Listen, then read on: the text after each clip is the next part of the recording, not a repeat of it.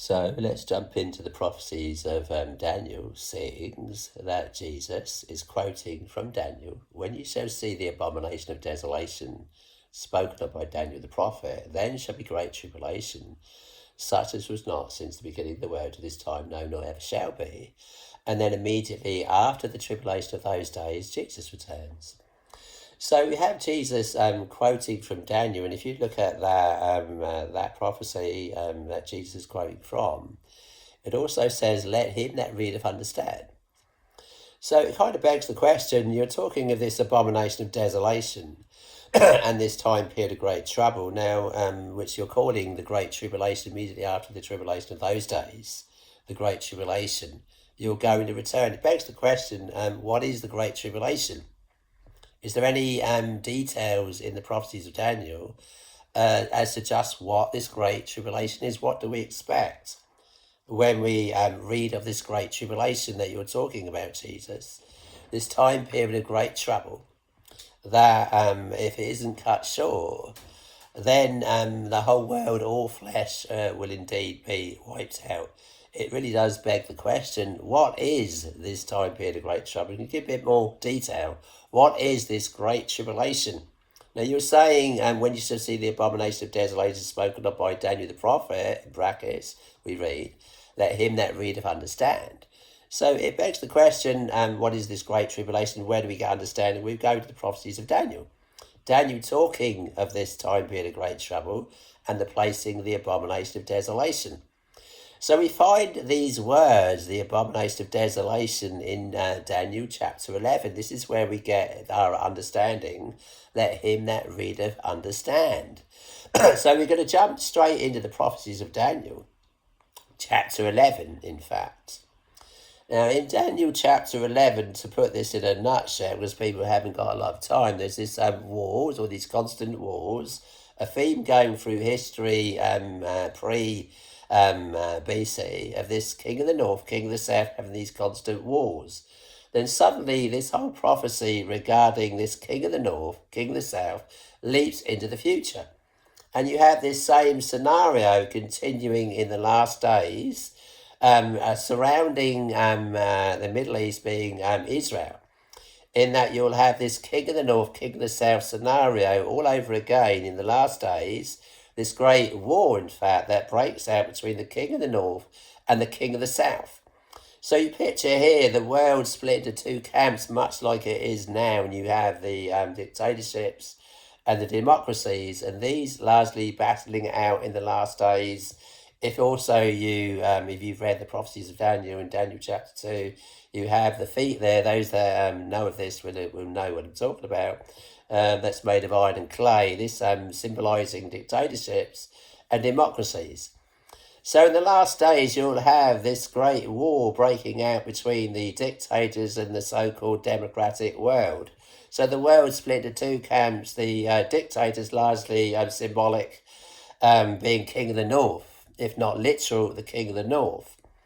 And the democratic, you have the king of the south. So in other words, the kingdom of the south, two great powers in the last days, battling it out. So to jump straight into that, and you have, now we're suddenly leaping into the last days, and you have this war between the king of the north, king of the south, all over again in the last days.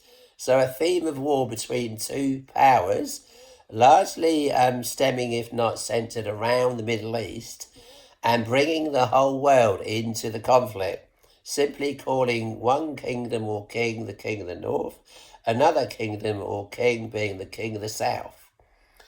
So we're in Daniel chapter 11, to make this as simple as possible, verse 25, this here putting the king of the north in power, largely.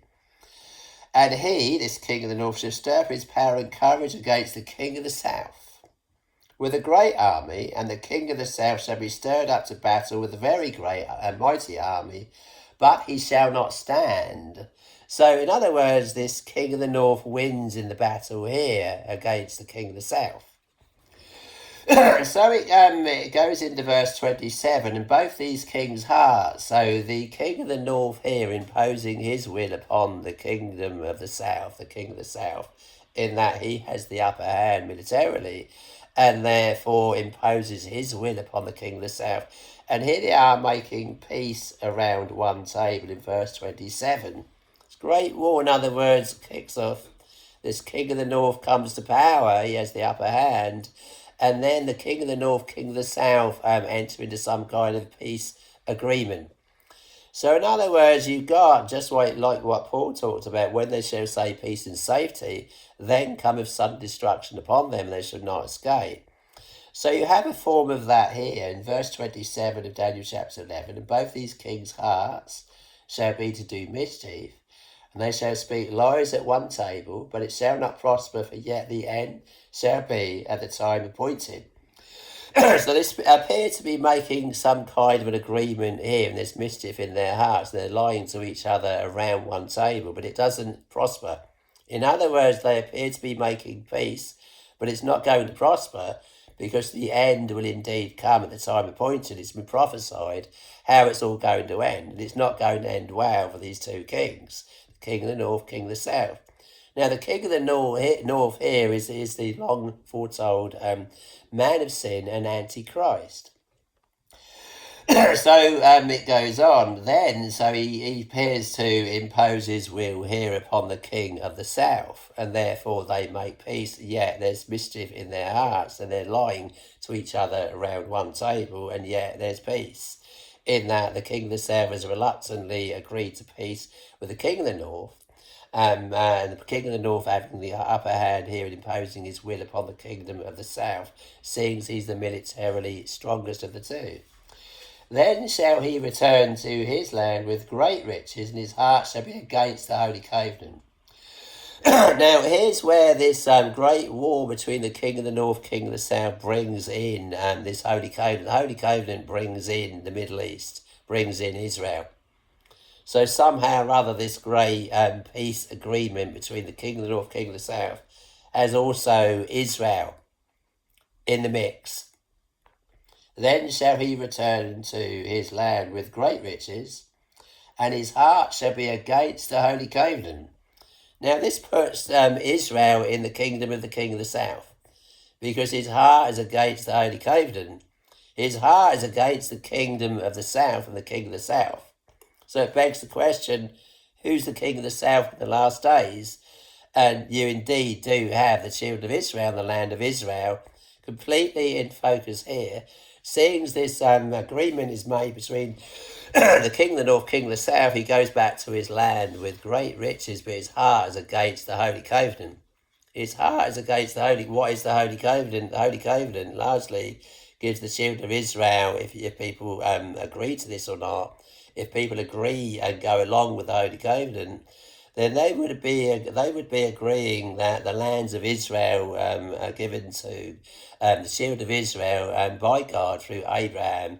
Abraham entered into a covenant with God. God told him that his children, the flesh and blood children of Abraham, would inherit the land of Israel. But does this come with conditions? Yes, it does. The conditions are, be perfect and walk before me, and I will make of thee a great nation. So God's saying to Abraham, walk before me, thou perfect, and walk before me.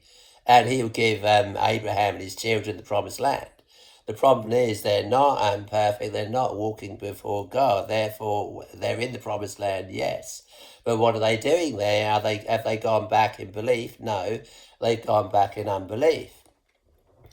So then shall he return to his land with great riches, and his heart shall be against the holy covenant, and he shall do exploits to return to his own land.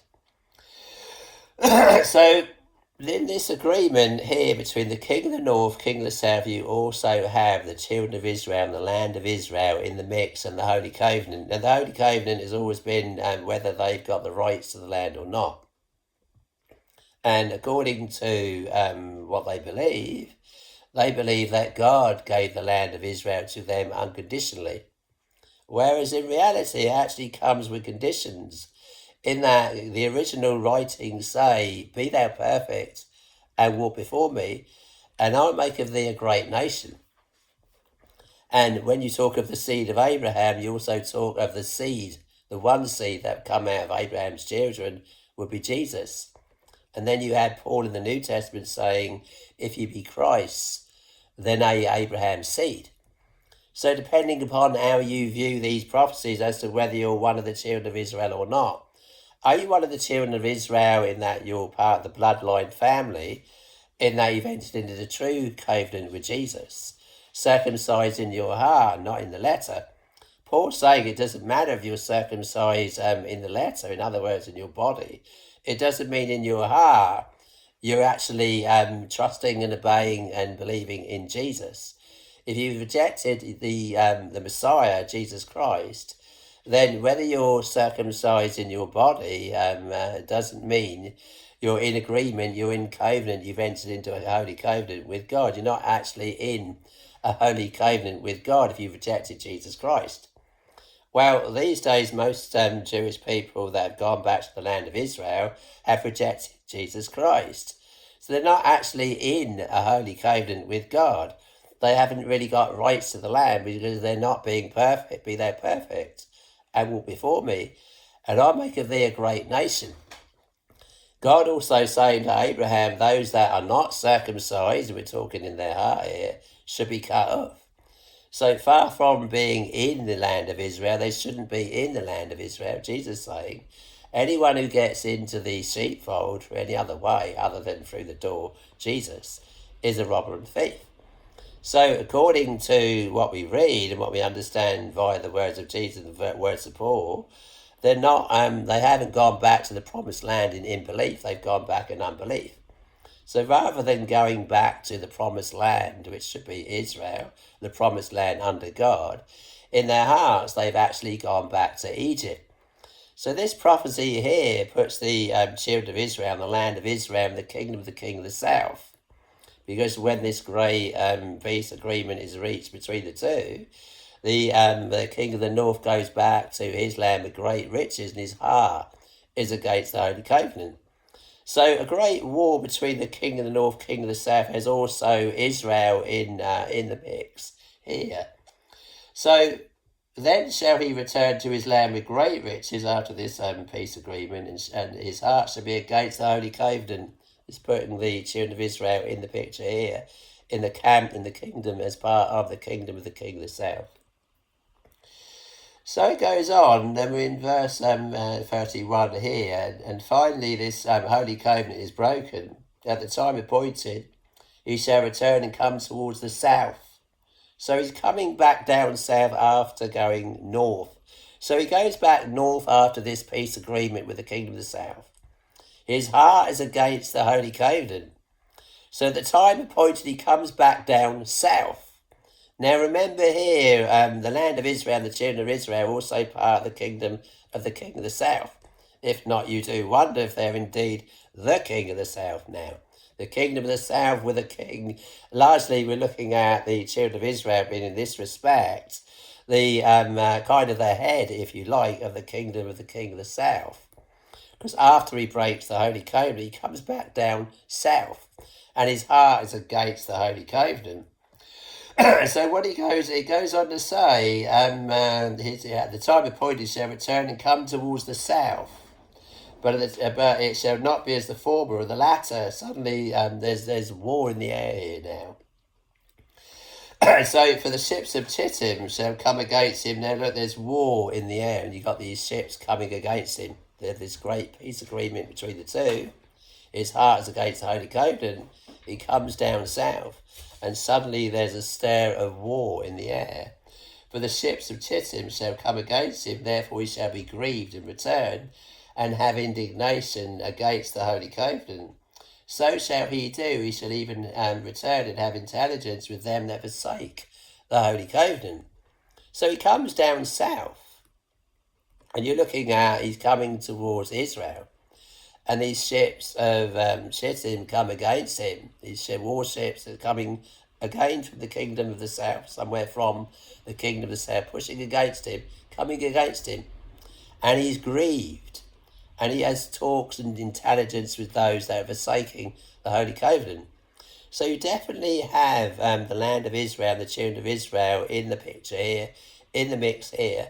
And they're in the camp of the king of the south. So this king of the north, somewhere north of Israel. In other words, this king of the north comes down south, comes toward the kingdom of the king of the south, and he comes toward Israel. And these ships of Chittim of the kingdom of the south are coming against him. Therefore he's grieved. For the ships of Chittim shall come against him, therefore he shall be grieved, and return. So he returns back north and have indignation against the Holy Covenant. He sees this as the problem with these ships coming against him as something to do with this Holy Covenant. This Holy Covenant, which you picture, they believe that the rights of the land of Israel are given to them by God unconditionally. Whereas actually, that's not altogether black and white, because there are conditions. Moses, time and time again, told them if they didn't obey God's laws, God's commandments, and enter into a true spiritual covenant with God, and obey all of God's commandments, and Abraham telling them to be circumcised, and Paul telling us that circumcision is of the heart. And if you be Christ, then are you Abraham's seed and heirs according to the promise. So whether you're a Jew or Gentile, the promises apply to those that are circumcised into their heart and have received Jesus. And so you definitely have the question of the Holy Covenant in the mix here. And you have this war now breaking out, this king of the north coming back down south, and these ships of Chittim, in other words, warships coming from the kingdom of the king of the south, pushing against him, coming out against him. And he views the problem being the Holy Covenant. So for the ships of Chittim shall come against him, therefore he shall be grieved in return and have indignation against the Holy Covenant. So he's blaming it's something to do with this Holy Covenant, in that these ships of Chittim are coming against him. Something to do with the rights of the children of Israel, whether they have the rights to be in the land or not. Whether this is an act of God or the land of Israel is given to the children of Israel by God or not unconditionally. And all of these kind of questions arise here. Is it a true Holy Covenant? Are they indeed in Holy Covenant, in agreement with God? Are Christians going along with this Holy Covenant in that it's unconditional? And whether they're good or evil, they've got rights to the lands. So in other words, whether they're good or evil, they could so live in the land and do evil, and therefore God's kind of given them the land, whether they're good or evil. Well, what about Moses? He said if you don't obey God's commandments, enter into a true Holy Covenant with God via the Ten Commandments and all of these, if you don't enter into a true holy spiritual covenant with God and obeying his laws, then you would indeed be scattered and cast out of the land of Israel. You would indeed be cut off, just like Abraham was told to circumcise his household. Those that wouldn't be circumcised would be cut off.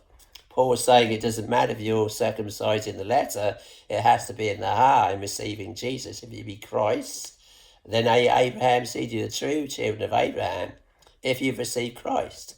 Whether you're Jew or Gentile, if you're one of the people that have received Jesus Christ into your heart, then you've been grafted into the olive branch, the olive tree symbolized as Israel.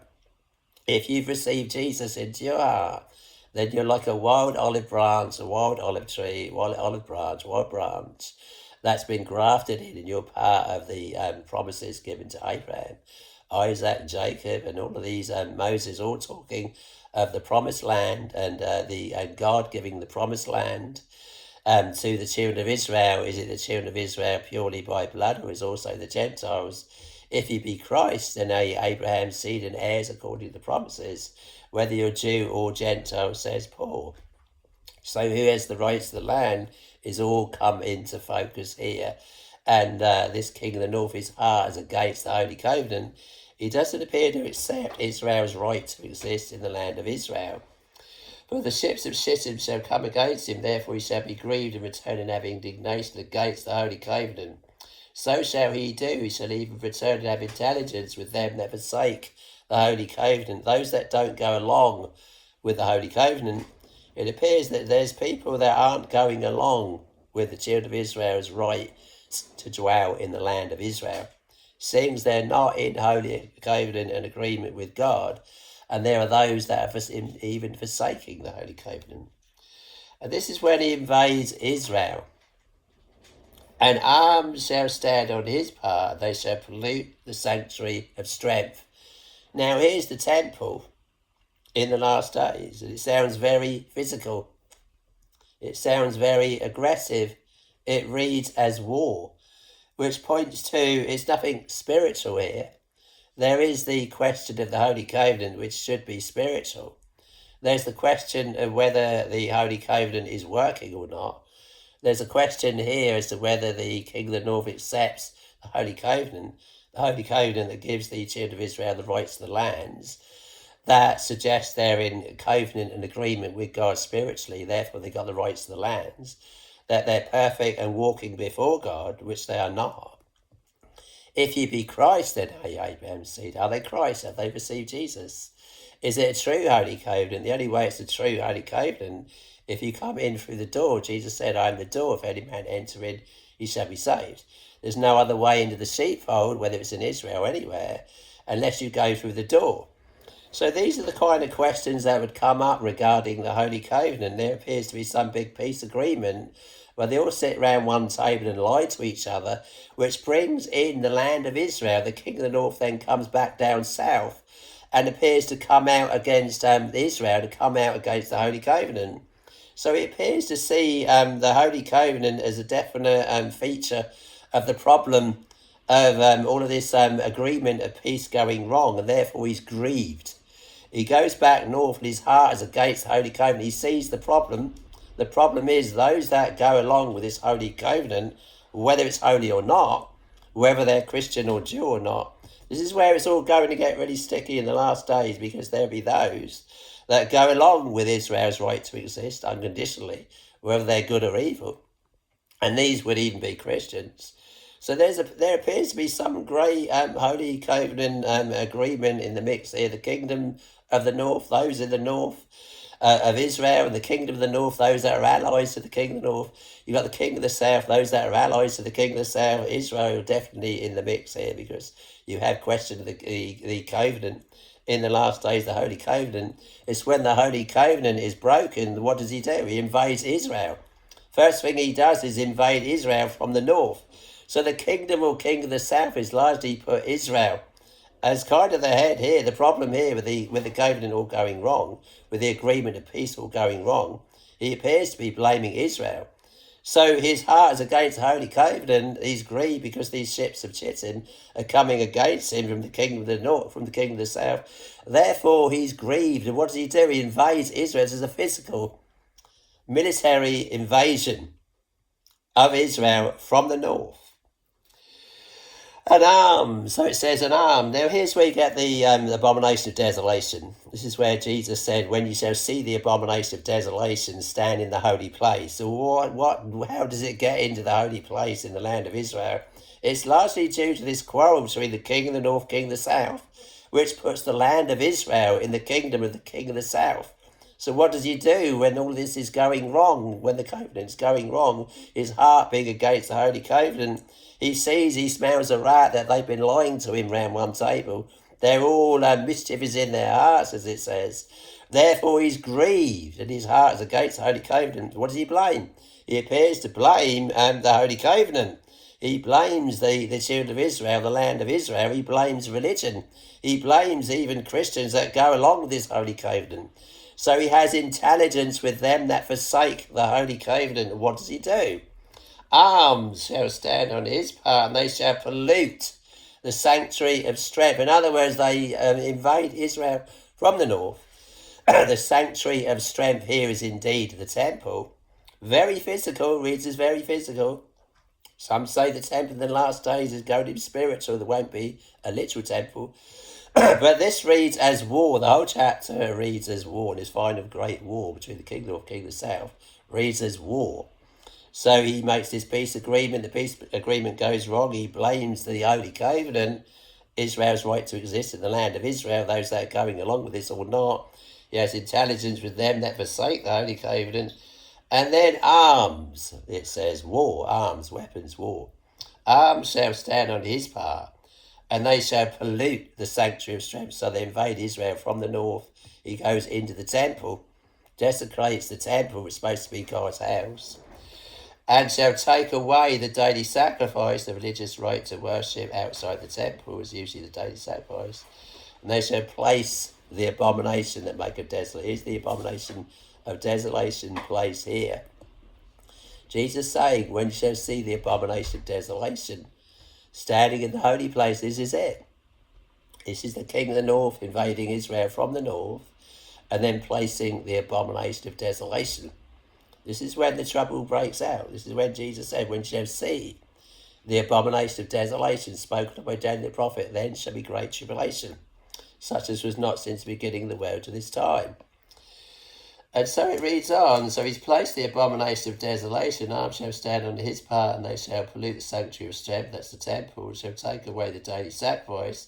And they shall place the abomination of desolation that make of desolate. Jesus saying to him that readeth, understand. We're reading to get understanding. What does he do then? And the king, it says, shall do according to his will, and he shall exalt himself and magnify himself above every god. So he breaks the Holy Covenant, invades Israel from the north, pollutes the sanctuary of strength. He appears to go into the temple, which is where he sits in the temple, showing himself that he is God. So verse 36, the king shall do according to his will, and he shall exalt himself and magnify himself above every god, and shall speak marvellous things against the God of gods, and shall prosper till the indignation be accomplished. The indignation here is God's wrath period. And we're looking at here the last 3.5 years of man's history. For that is determined shall be done. So he goes into the temple, invades the temple, and sits in the temple. This is where Paul said he's going to sit in the temple, opposing all that is called God or that is worshipped, so that he as God should in the temple of God, showing himself that he is God. This is the king of the north of Israel, so the Antichrist, man of sin, coming out of the north to invade Israel from the north in this great war between the kingdom of the south, Israel in the camp of the kingdom of the south. So he blames the trouble in the world, appears to blame Israel, and so he invades Israel from the north. He appears to even blame the temple, so he pollutes the sanctuary of such strength, and then places the abomination of desolation, takes away the daily sacrifice, which usually took place outside the temple. This all pointing to a very physical war and a very physical temple and a very physical animal sacrifice outside the temple, therefore pointing to a very physical rebuilt temple. So the third temple. So the king shall do according to his will, and shall exalt himself and magnify himself above every god, and shall speak marvellous things against the God of gods, and shall prosper till the indignation be accomplished. So he's going to prosper sitting in this temple, opposing all that is called God, all that is worship, so that he as God should in the temple of God, showing himself that he is God. Thus shall he do in the most strongholds with a strange God. So here's the abomination of desolation here. It's a strange God. Thus shall he do in the most strongholds with a strange God, whom he shall acknowledge and increase with glory, and cause them to rule over many, and shall divide the land for gain. So here he is placing the abomination of desolation. But in his estate, in other words, in his kingdom, he shall honour the God of forces. So in other words, a scientific God. Places a scientific God in the holy place. In other words, the abomination of desolation would be a strange God, a scientific God. Thus shall he do in the most strongholds with a strange God, whom he shall acknowledge and increase with glory, and shall cause them to rule over many, and shall divide the land for gain. So when he places this abomination of desolation, it's at that time that the king of the south again pushes at him. So he's placed the abomination of desolation. It's a strange God, a scientific God. In this sense causes them, a technocratic society coming in, technocrats, who've built this abomination of desolation, image of the beast. False prophet causes them which dwell on the earth to make an image unto the beast. So a technocratic society coming in, he causes them a technocracy, scientific God, to rule over many. So the world goes over to a form of a technocracy here under the Antichrist in placing this abomination of desolation. In other words, this image of the beast, which will speak and cause that as many as would not worship the image of the beast should be killed. So he causes them, this technocratic society, and this image of the beast, abomination of desolation, idol god, to rule over many.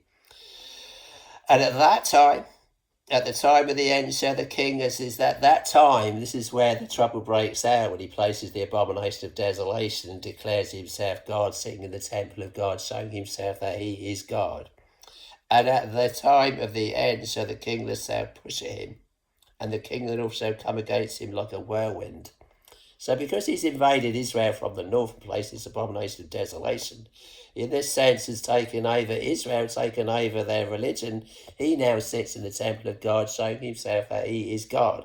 This is what causes the trouble, because the kingdom of the south isn't, of course, happy with this and goes out to try to oust this king of the north out of the land of Israel. So trouble in the world, breaking out once again, all centered around the Middle East, all centered around worship, all centered around who has the rights to the lands or not, who goes along with the Holy Covenant, how do we interpret the Holy Covenant?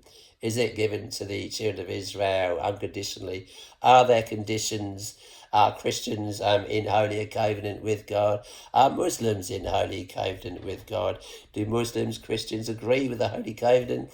Do Israel have the right to exist? Should they share the land, or should they have all the land? All of this coming into question yet again, and war breaking out in the Middle East. And the king of the north then places the abomination of desolation, blaming religion, opposing all that is called God or that is worshipped, so that he, as God, sit at the temple of God, showing himself that he is God. Now it's at that time that the king of the south pushes at him. So, and at the time of the end shall the king of the south push at him, and the king of the north shall come against him like a whirlwind. So, in other words, trouble breaking out between the king of the north, king of the south, yet again, and the Holy Covenant being the centre of the problem here, the land of Israel. And as to Israel's right to exist or not, those that go along with the Holy Covenant, those that break the Holy Covenant, those who see the Holy Covenant this way, those that see the Holy Covenant that way, all of this largely clashing in the last days. And how is he going to sort this out? He sets himself up as God and opposes all of them. And it's at that time that the king of the south pushes him yet again, and he comes against the king of the south like a whirlwind. This is where the trouble breaks out. This indeed is the great tribulation. This is the time of great trouble that Jesus warned about. When you shall see the abomination of desolation spoken of by Daniel the prophet, then shall be great tribulation. So he invades Israel from the north. He invades, this is all to do with the invasion of the king of the north against the king of the south, putting the children of Israel and the land of Israel in the kingdom of the king of the south. He invades the land of Israel and pollutes the sanctuary of Sem, sits in the temple, showing himself that he is God. And at the time of the end shall the king of the south, at that time the king of the south shall push him, and the king of the north shall come against him like a whirlwind, with chariots and with horsemen, in other words, war, and with many ships. He shall enter the countries and shall overflow and pass over. Is the war breaking out on a worldwide scale, all centered around the Middle East, all centered around the Holy Covenant or not, him breaking the Holy Covenant, and all those other allies with him breaking the Holy Covenant, and then going into Israel, seeing the temple and placing the abomination of desolation. At that time, the king of the south pushes at him. And he comes at the king of the south like a whirlwind. So we're looking at a world war here on a worldwide scale. With many ships and horsemen, he shall enter into the countries, all these other countries involved, all these various allies of the kingdom of the south, all these various allies of the kingdom of the north, all of those that broke the Holy Covenant and went along with him, and all of those that did not, and so on. And he shall enter into the countries and shall overflow and pass over. He shall enter also into the glorious land, that is the land of Israel, and many countries shall be overthrown. So he enters into all these countries, and many countries are overthrown. You're looking at world war. And the war doesn't stop there, but tidings out of the east and out of the north shall trouble him. Therefore he shall go forth with great fury to destroy and utterly to make away many. So world war on a world scale, trouble breaking out, such as was not since the beginning of the world to this time, no, nor ever shall be. The trouble breaking out, in other words, war breaking out, centered around the land of Israel. On a worldwide scale, the king of the north, king of the south, all battling it out, largely over the land of Israel, where the Holy Covenant is broken. It all points to, again, the Middle East and religion, and this king of the north setting himself up as God and opposing Christians, Jews, and Muslims, pointing to the reality that they're all going to be here. Christians are going to be here in the last days. He opposes all that's called God or that's worship, so that he, as God, should have the temple of God, showing himself that he is God. So a time of persecution for all the religions of the world in the last days. Therefore, Jesus telling us to flee to the mountains. So that, in short, is the great tribulation that Jesus warned us of.